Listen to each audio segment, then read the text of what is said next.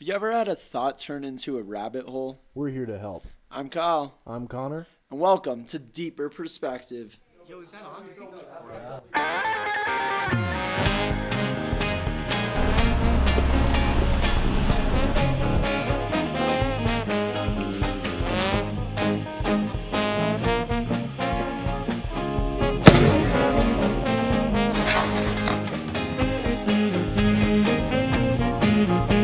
Oh my god, bro, you let you pick him up?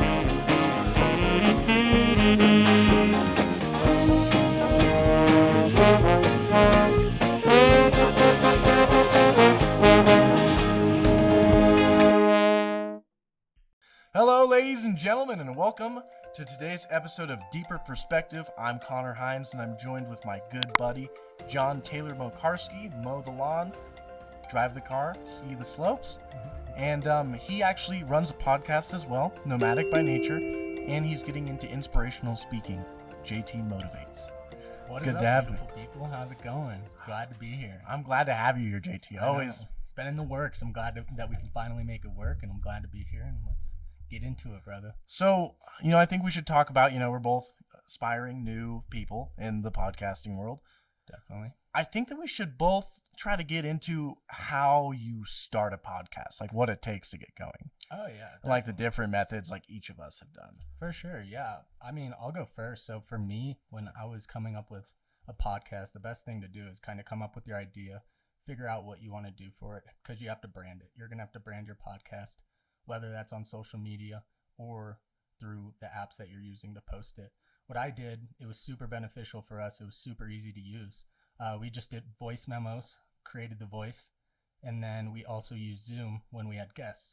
With that, it was super easy for us to go on to Anchor, I believe it was, and we were able to just put our podcast up there, and then it went to Spotify, went to Apple Music, and all those places. So it was super easy, but it was just about starting, because like when it comes to ideas, everyone wants to do a podcast, wants to do something. They just never get to it. Totally. Oh, 100%. I mean, it's like your dreams don't work unless you do. I think Definitely. that's a quote I feel like I've seen on your Instagram page Yeah, before. definitely. I have a little sign on my desk that says that. Yeah, and I totally agree. Like the voice memos, I remember when I first started Scotbury Jam, that's how we recorded everything. Really? Of two phones in two different parts of the room. Right. And then we'd started both at the same time. Like, okay, let's go play. It's just about putting out the content. Once you have it out, I mean, people are gonna like it. People are gonna catch on and For they'll sure. follow it. But how did you start? Well, Kyle, right? Right. Kyle wanted to start a podcast. He'd been talking about it for a minute. And I was always super down, right? Like anything I get to put my name on, I'm always stoked to be a part of. 100%. And so in November, he bought all this stuff, like the microphones, all the cables. And he's like, Connor, we are starting the podcast. I don't care when, but you're picking a day to start, whatever. We decided February 2nd. I think we might have missed our deadline on that. But it got us rolling around January to start. That's awesome. So we set everything up. We were going to build the ski rack, which is still unbuilt, but we ended up setting up all this stuff, playing with the audio, getting everything ready for it. And it was just a lot of fun, Dude, from the start, yeah. Like, because what's cool about it, like, and I've noticed that your scenery's changed in your podcast. What's cool about it is you get to see it grow. Yeah, for And sure. By documenting it from the start, you guys got the equipment and then started making videos, making things like that. It's been really cool because, like, once you start adding things, people are going to see it and follow more and more and see the growth. True, and it's really funny, too, because, like, the first episode we filmed was in our kitchen downstairs. Right. And we had to cut so much stuff because, like, people would walk into the kitchen to grab a snack, get a glass of water. Kyan would run through and was like, oh, shit, we have to cut all that now. And it was super funny. So then we were like, okay, this room is the only place that's going to work. We can't do it anywhere else. Dude, honestly, and no outdoor sound because there's no windows in here. There's no windows in here, ladies and gentlemen. Right? We're in a...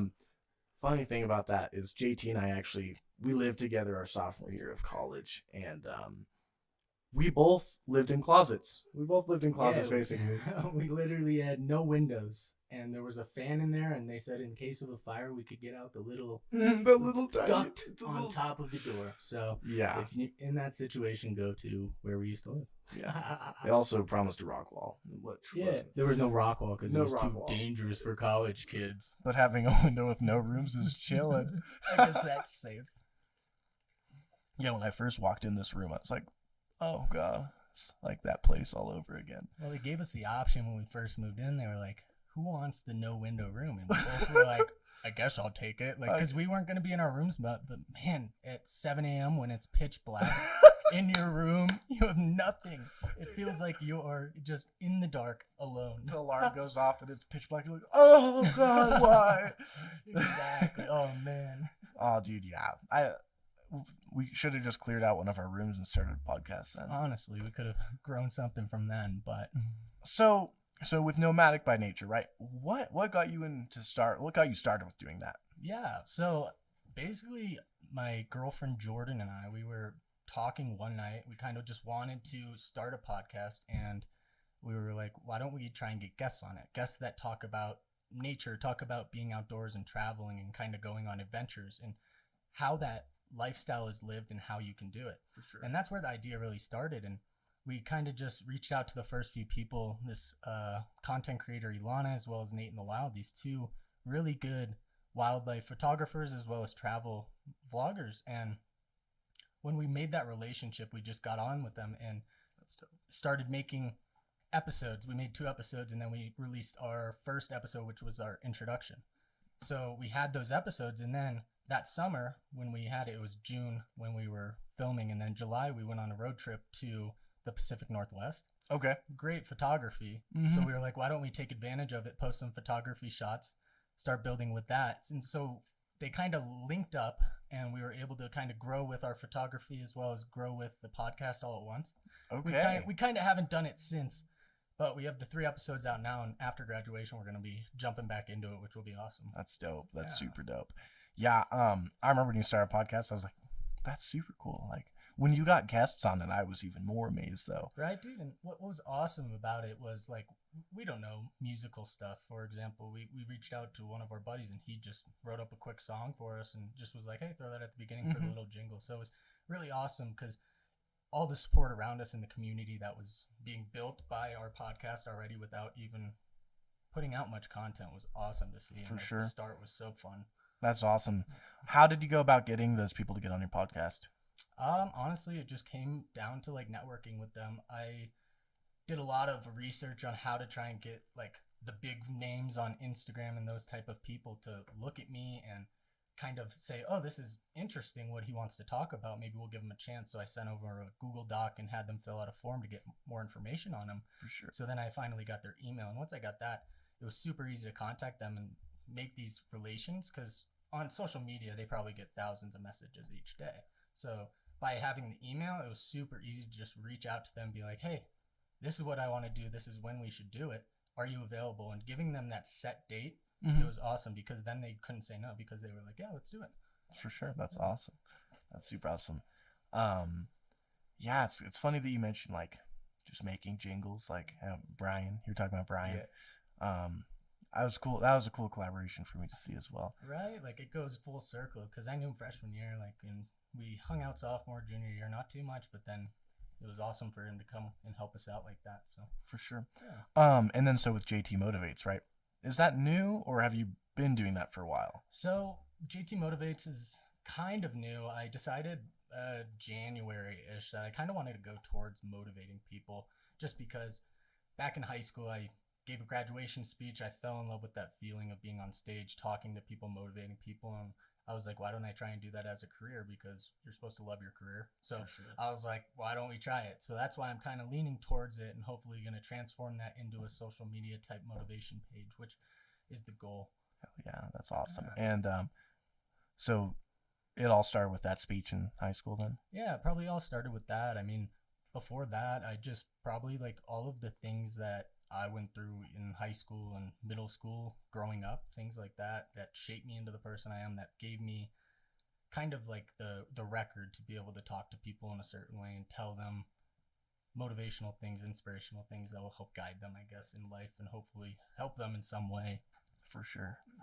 And yeah, I saw you on Instagram Yeah. on the mountain Oh with yeah, the dude. ski episode. I love that. That was Dude, awesome. I was thinking about that. A cool idea would be to try and do, like, you know, when you go on ski lifts, a great podcast idea would be talking to people on ski lifts and getting to know them, like, from that like 5 minute ride from the bottom to the top. For Just sure. getting to know who they are and like, because like, are you from Flagstaff? When we're up at Snowball, people are like, no, I'm from Phoenix, and then talk. It's crazy to see like those people that just one question can spark interest in a conversation with them. So like that'd be a cool idea. Do you know like Jerry of the Day?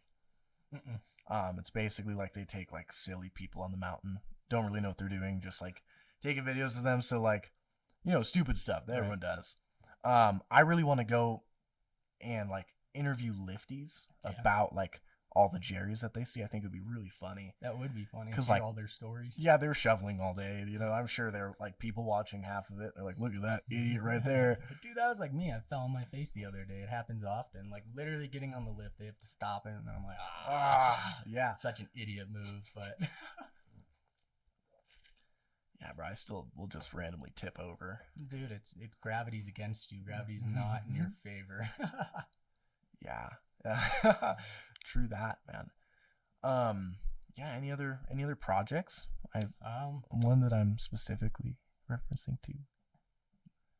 Van life. Yeah, little little update. I mean, so Jordan and I were planning on going to Ireland, and things kind of with COVID and everything going on kind of like hit the fan with, you know, uncertainty and everyone else in the world. But we decided that we're going to try and get a van. We're going to convert the van into like a little livable area, fully livable remote area, so we can travel the United States, motivate people with pictures, motivate them with photography, as well as the beautiful words coming from my mouth. And is there still a book planned? Yeah, the book plan is hopefully going to go through. We're not sure what the plan is. So the book plan is take it down a notch a year without. It's basically how to limit your technology use. And we were going to take off from technology. Our plan now is hopefully to still go through with that, but in a different way. Instead, we're going to limit our technology and hopefully set guidelines for everyone to help limit their technology too, and kind of create a better way to use a cell phone as a tool rather than the way we're using it now. A life, yeah. A life. Exactly. So like that's our goal now. I mean, plans always change, so who knows For where sure. we'll be months from now. But right now, that's the set in stone plan. Hopefully. And I always love that idea, just because, you know, we are all addicted to this, you know. All day. So we're like, what was it that sparked that idea? Because like I've had a thought, like, what's life like without a phone? You know, Right. never act on it. What started that idea of let's document it, let's figure it out? We were on the roof one night and we were just sitting there and kind of just like talking about the idea of could you live without technology? Could you go without a phone? And when we sparked that question, it really got us to break down the technology use each day. And think about it, you're sleeping 8 hours, you go to work for 8 hours, so that's 16 hours. Now you have 8 hours left in your day. You're spending, it's like an average of 4 to 5 hours watching TV, going on your phone. Now you're down to like 2 hours in a day. What are you going to do with that time? Are you going to spend time with family? Are you going to spend time at the gym, motivating yourself, getting better? Because 2 hours isn't going to be able to do that. No. If you want to dedicate yourself to something, you got to put more than 2 hours in each day. So like that's where it really started. We kind of were like, holy crap, like I wonder what we could get done if we didn't have dedicated phones. ourselves without the technology, or at least limit it to necessities. Yeah. You know? I think the problem is though is that we've kind of like, I don't know if the word's definitely not evolved, but like we've kind of moved past not needing electronics for everything. Like even right now, right? Tesla, we're slowly moving to even our cars, driving ourselves, guided by technology. We can just sit in there and play like Cyberpunk 2077 on the monitor, you know? Like, Right? That's like with jobs, dude. You get an email and you're expected to reply to it within an hour or a half hour, as soon as you can, as soon as you read it. And like before that, you weren't glued to your phone. You weren't glued to that. It was you go to work and you do your work when you're there. You go home, spend time with family. Now it's a combination where you're like working all the time. Where's the break at? Yeah. Because, for example, with all addictions like alcohol, coffee, everything, things are addicting.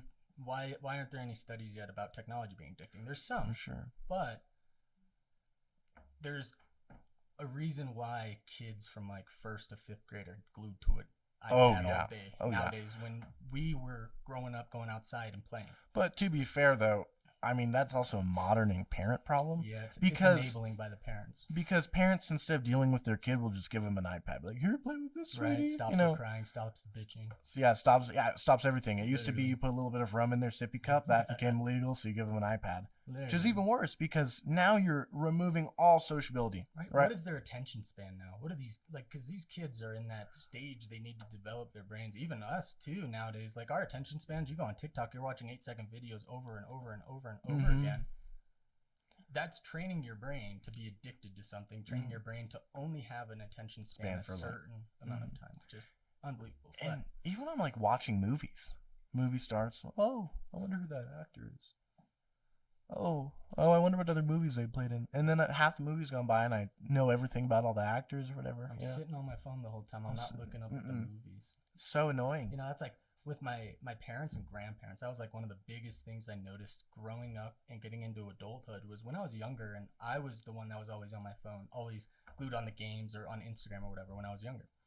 And then when I went to college, I was like, okay, I want to take a break. I need to focus. Started to decrease my technology use. So then when I went to see family and things like that, I started noticing, I'm like, why are they on their phone so much? And why are they doing that? And when they used to get on my ass for it. So it kind of goes full circle where you're like, holy crap. Yeah, it's like we were little kids playing games, but then it became for them like this is work now. Like Because I'm always at work. I feel like they wanted to get good at like Facebook, Mhm. you know, and so they could be those hip with the ladies kids. would sit on Facebook all day. Now they're professionals at Facebook. No one's better than these old ladies at Facebook. True. But like Facebook's kind of like not the popping media anymore. It's still Yeah. there. It's irrelevant like Twitter and those things, but it's not TikTok, Instagram type. But what's crazy is how much like money companies still spend on just Facebook. It's crazy the amount of ad revenue that they make. But I think it's Unbelievable. because of the targeting abilities of Facebook. I think so too. And they have like the ability with Facebook that's different from other platforms is there's the group section. So Mhm. you're able to go in those groups and meet individuals that, for example, with the van life idea, we've joined a bunch of do-it-yourself van life because we want to start doing that. Yeah. You can literally go on that page and sit there for hours just looking at people's vans. It's all you want to look at and it's all you need to see. So Mhm. like on different pages, yeah, you can look at the hashtags and go see different like forms of the photos.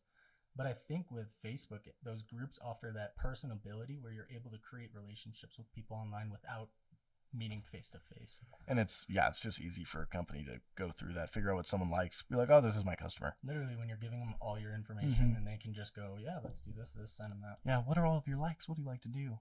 Facebook's evil shit. It's like Facebook is like a lot of these major social media platforms that are gaining our information are big owners in like Amazon and things like that. And you're telling me they're not sharing our information? No way. I don't know. I think they are. But What I think is the freakiest thing is let's say we talk about like a product or Mhm. something, that's gonna pop up on our feed later. it definitely isn't. What's weird is they say that you searched it in your phone or something that Mhm. related to it came up. I think it's that your phone is listening to you somehow and it's reading based on an algorithm and going, okay, that's what he needs to see. I remember sitting in a class talking about like an online class too, talking about chubbies, like the Mhm. pants, and never looked up chubbies in my life. And then an advertisement for chubbies just popped up. Literally, that was the same thing with Vivint. Mhm. When you were doing Vivint, when you were talking to me about it, I looked at it and I saw Vivint Smart Home Arena, like the Instagram for it. And I Oh, was the like, why sponsorships? did that pop up? Mhm. Like, I was like, I've never even heard about Vivint. And I mean, that could just be like, oh, first time seeing that word, and then it finally correlates with my brain. For that sure. Vivint is Vivint. But to me, I'm like, I feel like you were listening to me. Yeah. And it's like people back before Snowden like released anything, they wouldn't, people now tape their cameras and everything, but Literally, and now they have even features on the laptops that like swipe over so you can have like that privacy security. yeah, which probably, like the tape privacy security, but like back in like 2000 whatever, when Snowden dropped that stuff, Oh, they didn't know that. They were, No, the people are terrified. the And people were I super was on the terrified. same. I mean, I never covered up my camera just because, like, I don't know. I've just never really cared if they're gonna see me doing something. Whatever. Usually my laptop's closed. So, For sure. But if I'm doing homework and they see me looking up something, go for it. You can watch Yeah, me. you can Go watch ahead. me all I want. Right. Yeah. As long as I'm not doing anything illegal, which is never usually. Never. We never do anything illegal. Not on Deeper Perspective. Not on Deeper Perspective or Nomadic by Or Nature. Nomadic by Nature. Or JT Motivates, man. None Yeah. of those. None of those. Readjusters, maybe. Maybe. It's got that vibe, the ska vibe. The ska vibe, bro. So let's see. So if you were to start a podcast up again, Yeah. let's just say Nomadic by Nature stopped. Hypothetical. Mhm. You're starting a brand new one. What would be your first step? I think my first step would be to reach out to different types of sponsors. Something that I didn't realize before is that even with no followers, and even on Anchor, for example, you can sponsor their video, and if you get a bunch of views on your video, they'll pay you per sponsorship. And what I think is really beneficial is a lot of podcasts are up and running, starting to get big. It's super easy to reach out to people and say, hey, I'm starting this up. And if you have good quality that matches their persona, they're going to want to hear what you have to say. At least I did that with a bunch of like photography bags. They said that they were like, you weren't too big yet, but reach out to us later. But there are those people like Ilana, Nate in the Wild that did reach back out and got on the podcast where they have a bigger fan base that follow your niche, your genre.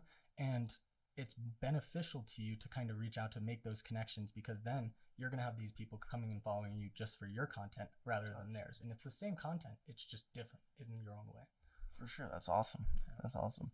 Yeah, this stuff is so much fun. Like every single part of it offers just a different type of challenge, Yeah. And I mean, what's cool about getting in front of a camera, getting in front of a mic or talking and hearing yourself talk is that you're practicing each and every time. You're getting better and better, and eventually it's just going to become a second nature where it's going to flow. Conversations are just going to happen, and then that's how you really start to connect with people and reach those ultimate levels of connectivity with people. Yeah, I feel like I just try to forget everything's there.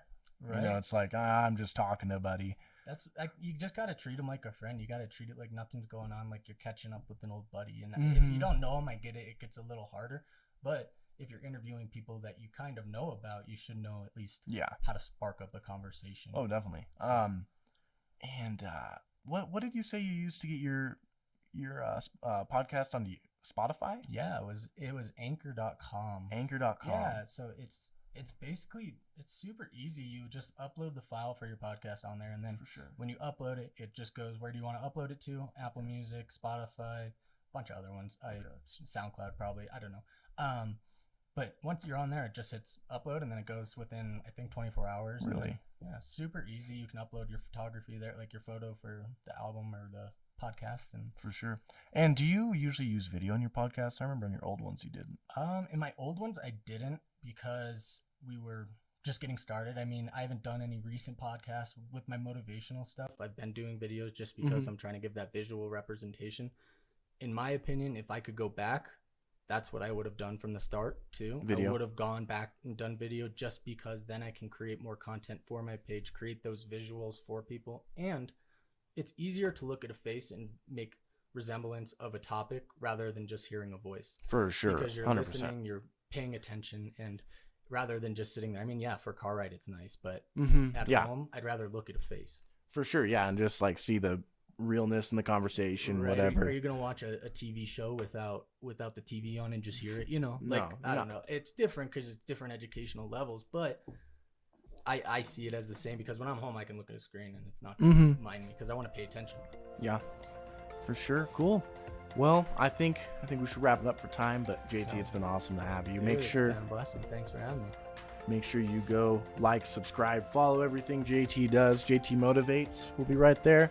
So will JT's Instagram, and so will Nomadic by Nature. And then don't forget to drop a like, subscribe, and thank you for watching. Stay beautiful, guys. Stay beautiful, guys. Take it easy.